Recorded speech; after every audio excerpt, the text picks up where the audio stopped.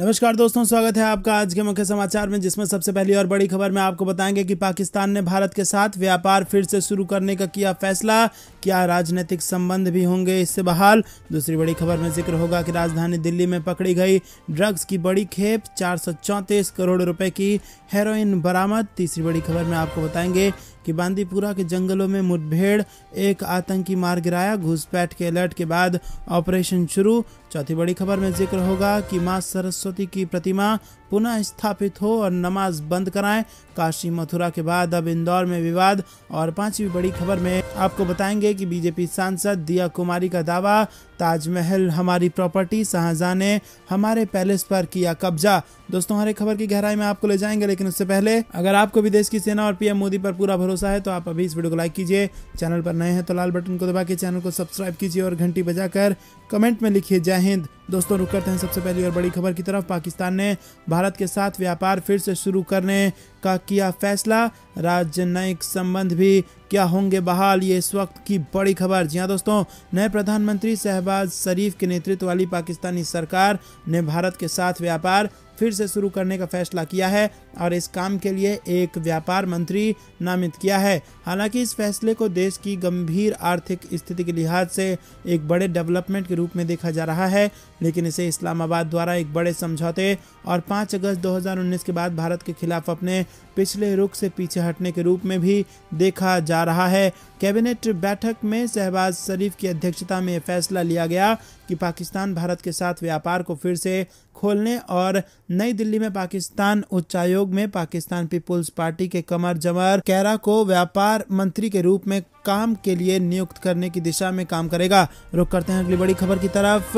राजधानी दिल्ली में पकड़ी गई ड्रग्स की बड़ी खेप, 434 करोड़ रुपए की हेरोइन हुई बरामद। जी हां दोस्तों, राजधानी दिल्ली में डायरेक्टर ऑफ रेवेन्यू इंटेलिजेंस को बड़ी कामयाबी मिली है। DRI ने दिल्ली से 434 करोड़ रुपए की हेरोइन बरामद की है। बताया गया है कि करीब 62 किलोग्राम हेरोइन बरामद की गई है और इस पूरी खेप को एक एयर कार्गो से पकड़ा गया है। इस एयर कार्गो मॉड्यूल से ये अब तक की सबसे बड़ी ड्रग्स की बरामदगी है। दरअसल DRI को इस ड्रग्स की खेप को लेकर एक खुफिया इनपुट मिला था, जिसके बाद 10 मई को एक ऑपरेशन चलाया गया। इसका नाम ब्लैक एंड व्हाइट था। जब टीम मौके पर पहुंची तो यहां एक कार्गो से ये 55 किलो हेरोइन बरामद हुई। ड्रग्स की ये बड़ी खेप युगांडा से दुबई के रास्ते दिल्ली तक पहुंचाई गई थी। वहीं आपको बता दें कि DRI की टीम ने एयर कार्गो से 55 किलो हेरोइन की एक खेप पकड़ने के बाद एक आरोपी को हिरासत में लेकर पूछताछ शुरू की। दोस्तों, रुक करते हैं अगली बड़ी खबर की तरफ। जम्मू कश्मीर से बड़ी खबर। बांदीपुरा के जंगलों में मुठभेड़, एक आतंकी मार गिराया, घुसपैठ के अलर्ट के बाद ऑपरेशन शुरू। जी हां दोस्तों, बांदीपुरा के सालिंदर वन क्षेत्र में मुठभेड़ के दौरान एक आतंकी मारा गया।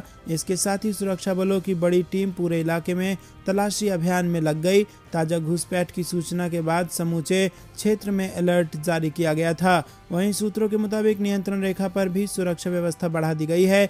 IGP कश्मीर विजय कुमार ने बताया कि मारे गए आतंकी के पास से एक राइफल, 3 मैगजीन बरामद किए गए हैं और अन्य आतंकियों की तलाश जारी है। उन्होंने बताया कि उसंगम मरहम में एक ऑपरेशन जारी है। दोस्तों, रुक करते हैं अगली बड़ी खबर की तरफ। मां सरस्वती की प्रतिमा पुनः स्थापित हो और नमाज बंद कराएं। काशी मथुरा के बाद अब इंदौर में भी शुरू हुआ विवाद। जी हां दोस्तों, इंदौर हाई कोर्ट बेंच में धार भोजशाला के मामले में बुधवार को याचिका दायर की गई है, जिसमें कहा गया है कि मां सरस्वती की प्रतिमा पुनः स्थापित की जाए और स्थान की पूरी वीडियोग्राफी और कलर फोटोग्राफी की जाए। इसको लेकर नवंबर से प्रयास किए जा रहे थे, जो कि अब एडमिट की गई है। इसमें एडवोकेट हरिशंकर जैन, विष्णु शंकर जैन और पार्थ असिस्टेंट के रूप में शामिल हुए हैं।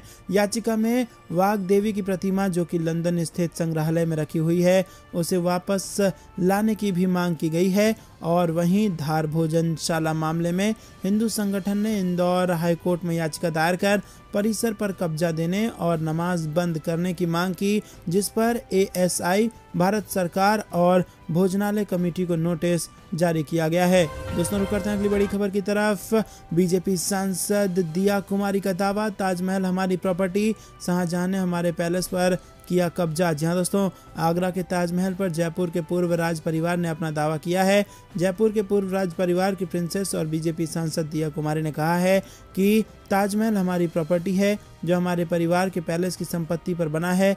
दिया कुमारी ने दावा किया है कि उनके पास ऐसे डॉक्यूमेंट मौजूद हैं जो बताते हैं कि ताजमहल पहले जयपुर के पूर्व राज परिवार का एक पैलेस था जिस पर शाहजहां ने कब्जा कर लिया है। दोस्तों रुक करते हैं अगली बड़ी खबर की तरफ। मिशन रोजगार को लेकर सीएम योगी गंभीर, सरकारी नौकरियों की भर्ती प्रक्रिया को पूरा कर 100 दिन में मांगी रिपोर्ट। जी हाँ दोस्तों, मुख्यमंत्री योगी आदित्यनाथ मिशन रोजगार को लेकर काफी गंभीर नजर आ रहे हैं। इसको लेकर सीएम योगी ने मिशन रोजगार के तहत प्राथमिकता के आधार पर सभी रिक्त पदों पर चयन की कार्रवाई शुरू करने और चयन की प्रक्रिया को 100 दिनों के लक्ष्य के तहत पूरा करने के निर्देश दिए हैं। मुख्यमंत्री योगी ने बुधवार को लोक भवन में आयोजित उच्च स्तरीय बैठक में मुख्य सचिव से भी सभी आयोगों की 100 दिनों में लक्ष्य के अनुरूप भर्ती की रिपोर्ट मांगी है। बैठक के दौरान सीएम ने निर्देश दिया है कि अद्यतन स्थिति की सभी आयोगों के चेयरमैन के साथ समीक्षा कर रिपोर्ट दें। उन्होंने कहा कि पिछले दिनों उच्चतर सेवा शिक्षा चयन आयोग, उत्तर प्रदेश लोक सेवा आयोग, उत्तर प्रदेश अधीनस्थ सेवा चयन आयोग, पुलिस भर्ती बोर्ड सहित अन्य चयन आयोगों की समीक्षा बैठक की थी। सरकार सभी विभागीय रिक्तियों को शीघ्रता से भरने के लिए प्रतिबद्ध है। रिक्त पदों पर समयबद्ध चयन के लिए समय से अधियाचन भेजने के लिए ऑनलाइन पोर्टल की व्यवस्था की जाए। बड़ी खबर की तरफ। यूपी के किसानों को लेकर अच्छी खबर, सीएनजी बनाने के लिए गोबर खरीदेगी योगी सरकार। दोस्तों, यूपी के किसानों और पशुपालकों को लेकर अच्छी खबर आ रही है। अब पशुपालकों को गोबर फेंकने या उसे ठिकाने लगाने को लेकर परेशानी नहीं उठानी पड़ेगी। योगी सरकार ने इसको लेकर पहल शुरू कर दी है। साथ ही आवारा गोवंश को रखने की तैयारी भी यूपी सरकार कर रही है। जानकारी के अनुसार योगी सरकार निराश्रित गोवंश की गौशालाएं किसानों और पशु पालकों से गोबर खरीदेगी। यूपी सरकार गोबर खरीदकर सीएनजी बनाने वाली कंपनी को बेचेगी। सूत्रों से मिली जानकारी के अनुसार योगी सरकार किसानों से 1.5 रुपए किलो की दर से गोबर खरीदेगी और इससे किसानों पशुपालकों को बड़ा फायदा होगा। विधानसभा चुनाव से पहले विपक्ष ने आवारा पशुओं का बड़ा मुद्दा बनाया था। हालांकि आवारा पशुओं से किसान भी परेशान देखे गए थे। इनके रखरखाव को लेकर योगी सरकार ने तैयारी कर ली है। रुक करते हैं अगली बड़ी खबर की तरफ। देश भर में जश्न मनाने की तैयारी में भाजपा, पार्टी अध्यक्ष जेपी नड्डा ने दिए ये निर्देश। जी हाँ दोस्तों, आपको बता दें कि भारतीय जनता पार्टी केंद्र की नरेंद्र मोदी सरकार के सत्ता में 8 साल पूरे होने के मौके पर गरीब कल्याण और सुशासन के तौर पर मनाएगी। इसके लिए भाजपा ने 2 स्तरों पर एक अभियान चलाने का फैसला लिया है। बीजेपी के राष्ट्रीय अध्यक्ष जेपी नड्डा ने इस अवसर पर देश भर में बूथ स्तर पर 8 साल सेवा, सुशासन और गरीब कल्याण कार्यक्रम चलाने के निर्देश दिए। इसके लिए रिपोर्ट टू नेशन नाम के कार्यक्रम के अंतर्गत एक बुकलेट का प्रकाशन किया जाएगा, जिसका विमोचन 30 मई को बीजेपी के राष्ट्रीय स्तर के नेता करेंगे। वहीं 31 और 1 जून को राज्य स्तर पर इस बुकलेट का विमोचन किया जाएगा। दोस्तों रुक करते हैं अगली बड़ी खबर की तरफ। मध्य प्रदेश पंचायत चुनाव से बड़ी खबर, बीजेपी ने लिया बड़ा फैसला, ओबीसी को 27% के हिसाब से पार्टी देगी टिकट। जी हाँ दोस्तों, सुप्रीम कोर्ट के फैसले के बाद मध्य प्रदेश में पंचायत चुनाव की सुगबुगाहट तेज हो गई है। राज्य निर्वाचन आयोग ने भी खुद को चुनाव कराने के लिए पूरी तरह से तैयार बताया है। वहीं इस बीच बीजेपी ने भी बड़ा ऐलान कर दिया है। बीजेपी के प्रदेश अध्यक्ष वीडी शर्मा ने कहा कि पार्टी ने ओबीसी वर्ग को लेकर बड़ा फैसला लिया है। वीडी शर्मा ने कहा कि पार्टी चुनावों में अपने कार्यकर्ताओं को जहां जरूरत होगी 27% आरक्षण से भी ज्यादा आरक्षण के हिसाब से टिकट देगी। उन्होंने कहा कि पार्टी ने तय किया है कि पंचायत और निकाय चुनाव में जहां जरूरत होगी वहां केवल 27% ही नहीं, उससे अधिक भी आरक्षण के हिसाब से टिकट दे दिया जाएगा। दोस्तों रुक करते हैं अगली बड़ी खबर की तरफ, जो कि राजस्थान से आ रही है। बीजेपी अध्यक्ष जेपी नड्डा ने कार्यालय उद्घाटन के बहाने बजाया चुनावी बिगुल, गहलोत सरकार पर कसा तंज। जी हाँ दोस्तों, देश में सत्तारूढ़ भारतीय जनता पार्टी के राष्ट्रीय अध्यक्ष जगत प्रकाश नड्डा राजस्थान दौरे पर हैं और उन्होंने हनुमानगढ़ से पार्टी के 10 नए जिला कार्यालयों का वर्चुअल उद्घाटन किया। 4 कार्यालयों का शिलान्यास भी किया। पार्टी कार्यालय उद्घाटन के बहाने बीजेपी अध्यक्ष ने राजस्थान में अगले साल होने वाले विधानसभा चुनाव का बिगुल भी बजाया और इसके साथ ही कार्यकर्ताओं को संदेश दिया कि प्रदेश में सत्ता परिवर्तन के लिए अभी से तैयारियों में जुट जाएं। बीजेपी अध्यक्ष नड्डा ने हनुमानगढ़ से राजस्थान की गहलोत सरकार पर जमकर निशाना साधा। उन्होंने कहा कि पहले राजस्थान सरकार संतोष, शांति और विकास के लिए जाना जाता था, लेकिन अशोक गहलोत ने राजस्थान के मान सम्मान पर गहरी चोट पहुंचाई है। दोस्तों रुक करते हैं अनंतनाग के डुरू में सुरक्षा बलों ने अब तक 2 आतंकियों को किया ढेर, फायरिंग है जारी। जी हां दोस्तों, दक्षिण कश्मीर के अनंतनाग जिले के अंतर्गत पड़ने वाली डुरू इलाके में सुरक्षा बलों और आतंकियों के बीच मुठभेड़ शुरू हो चुकी है। वहीं आपको बता दें कि बीते 2 दिनों में दक्षिण कश्मीर में सुरक्षा बलों और आतंकियों के बीच ये तीसरी मुठभेड़ है। फिलहाल दोनों ओर से फायरिंग जारी है। सुरक्षा बलों को अब तक 2 आतंकियों को मार गिराने में सफलता मिली है और अभी भी शेष बचे आतंकियों के साथ मुठभेड़ जारी है। वहीं आपको बता दें कि जानकारी के अनुसार दक्षिण कश्मीर के डुरू इलाके में करीरी में पुलिस को आतंकियों के छिपे होने की सूचना मिली और इसके उपरांत पुलिस ने सेना के 19 राष्ट्रीय राइफल के जवानों संग डुरू में तलाशी अभियान छेड़ा और इस दौरान एक जगह पर छिपे आतंकियों ने सुरक्षा बलों पर फायरिंग शुरू कर दी। शुरुआत में सुरक्षा बलों ने भी तुरंत मोर्चा संभालते हुए जवाबी फायरिंग का मुंह तोड़ जवाब दिया।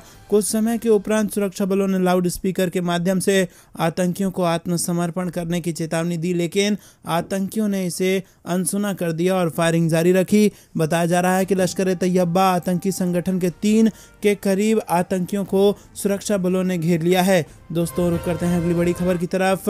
श्रीलंका में हालत भयावह, दंगाइयों को सड़क पर देखते ही गोली मारने के दिए गए आदेश। जी हां दोस्तों, श्रीलंका में इमरजेंसी लागू होने के बाद लोग सड़कों पर उतरकर हिंसक प्रदर्शन कर रहे हैं, जगह जगह वाहन जला रहे हैं। ऐसे हिंसक विरोध को दबाने के लिए रक्षा मंत्रालय ने मंगलवार को शूट ऑन साइट का आदेश जारी कर दिया है और सोमवार को हुई हिंसा में सांसद समेत 5 लोगों की मौत हो गई थी। मालूम हो कि श्रीलंका में महिंदा राजपक्षे ने सरकार विरोधी प्रदर्शनकारियों पर हमला करने और हिंसा फैलाने के बाद प्रधानमंत्री पद से इस्तीफा दे दिया है और इस्तीफे के बाद उनके समर्थकों ने हिंसा फैलानी शुरू कर दी है। वहीं राष्ट्रपति गोतबाया राजपक्षे ने ट्विटर पर प्रदर्शनकारियों से अपील की है कि वो चाहे जिस भी पार्टी के हों, लेकिन वो शांत रहें और हिंसा रोक दें, नागरिकों के खिलाफ बदले की कार्रवाई ना करें। उन्होंने कहा कि संवैधानिक जनादेश और आम सहमति के जरिए राजनीतिक स्थिरता बहाल करने और आर्थिक संकट को दूर करने के लिए सभी प्रयास किए जाएंगे। महिंदा राजपक्षे के बेटे नम्बल ने मीडिया से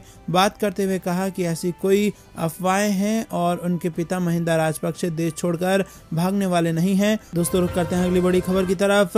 बुरा फंसा पाकिस्तान, चीन की 25 कंपनियों ने मांगा 300 अरब रुपए बकाया भुगतान, बिजली उत्पादन बंद करने की दी चेतावनी। यहाँ दोस्तों, पाकिस्तान में चीन पाकिस्तान आर्थिक गलियारा परियोजना के तहत काम कर रही चीन की करीब 25 कंपनियों ने 300 अरब डॉलर का भुगतान नहीं मिलने पर इस महीने अपना परिचालन बंद करने की चेतावनी दी है।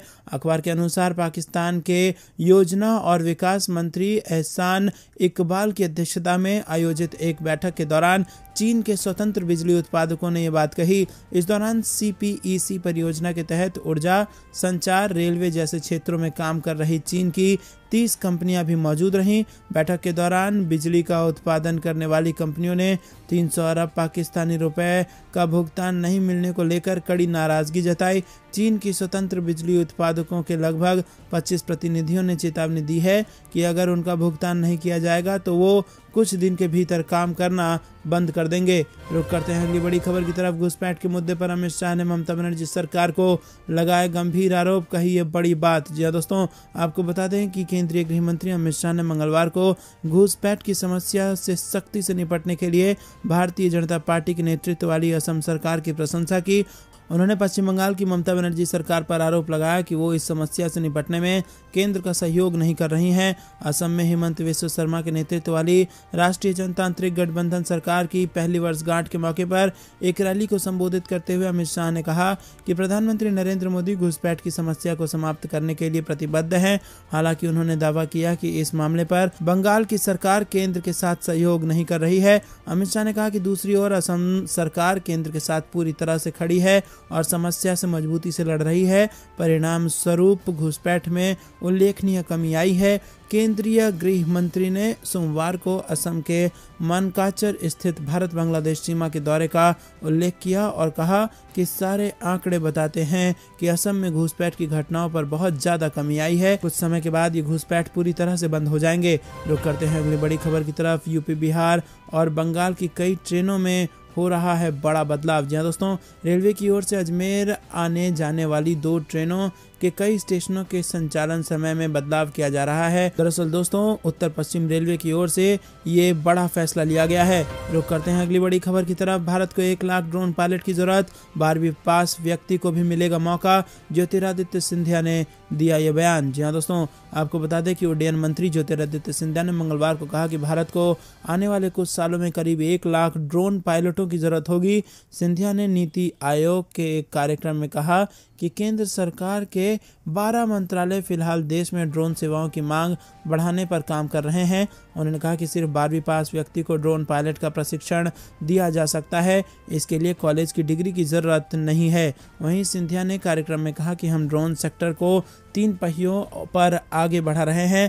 पहला पहिया है नीति, दूसरा प्रोत्साहन का माहौल तैयार करना और तीसरा है घरेलू मांग को बढ़ावा देना। वहीं आप देख रहे हैं कि हम कितनी तेजी से नीतियों पर अमल कर रहे हैं। उन्होंने कहा कि प्रधानमंत्री नरेंद्र मोदी के नेतृत्व में प्रोडक्शन लिंक्ड इंसेंटिव यानी PLI के जरिए ड्रोन सेक्टर में मैन्युफैक्चरिंग और सर्विस को प्रोत्साहन दिया जा रहा है। रुक करते हैं अगली बड़ी खबर की तरफ। दोहरा खतरा, हिंद महासागर से एक साथ 2 तूफान आगे बढ़े, जानिए जुड़वा चक्रवात से कितना पहुंचेगा नुकसान। जी हाँ दोस्तों, दक्षिण पूर्व बंगाल की खाड़ी से उठे चक्रवाती तूफान आसानी का असर दिखने लगा है। आंध्र प्रदेश, उड़ीसा, तेलंगाना और तमिलनाडु में तेज हवाओं के साथ बारिश शुरू हो गई है। इस बीच एक सैटेलाइट तस्वीर ने मुश्किलें बढ़ा दी हैं। इस तस्वीर को देखने के बाद मौसम वैज्ञानिकों ने हिंद महासागर के दक्षिणी भाग में एक और चक्रवात के उठने की बात कही है। वैज्ञानिकों का कहना है कि हिंद महासागर में आसानी के साथ ही एक और चक्रवात तेजी से आकार ले रहा है। इसे दक्षिण अफ्रीकन देश सेशल्स ने करीम नाम दिया है। ये फिलहाल 112 किलोमीटर प्रति घंटे की रफ्तार से आगे बढ़ रहा है, जो बाद में 140 किलोमीटर प्रति घंटे की रफ्तार तक पहुंच सकता है। दोस्तों, रुक करते हैं अगली बड़ी खबर की तरफ। कैब कंपनी की मनमानी पर सरकार की चेतावनी, सुधर जाओ वरना होगी सख्त कार्रवाई। जी हाँ दोस्तों, सरकार ने ओला और उबर सहित ऐप आधारित कैब सेवाएं प्रदान करने वाली कंपनियों को चेताया कि यदि वो अपनी प्रणाली में सुधार नहीं करते और उपभोक्ताओं की बढ़ती शिकायतों का निवारण नहीं करते तो उनको जबरदस्त नुकसान हो सकता है और वहीं उनके खिलाफ सख्त कार्रवाई की जाएगी। एक वरिष्ठ सरकारी अधिकारी ने मंगलवार को ये जानकारी दी। सरकार ने मंगलवार को इन कंपनियों के एक साथ बैठक की और बैठक में उनके द्वारा कथित रूप से अनुचित व्यापार व्यवहार की शिकायतों पर चर्चा हुई। बड़ी संख्या में उपभोक्ताओं ने ऐसी शिकायतें की हैं जिसमें कैब ड्राइवर बुकिंग को स्वीकार करने के बाद उसे रद्द करने के लिए उपभोक्ताओं पर दबाव डालते हैं और इसकी वजह से उपभोक्ताओं पर रद्दीकरण का जुर्माना लगाया जाता है। उपभोक्ता मामले के सचिव रोहित कुमार सिंह ने बैठक के बाद कहा कि हमने उन्हें उनके मंच के खिलाफ बढ़ती उपभोक्ता शिकायतों के बारे में बताया।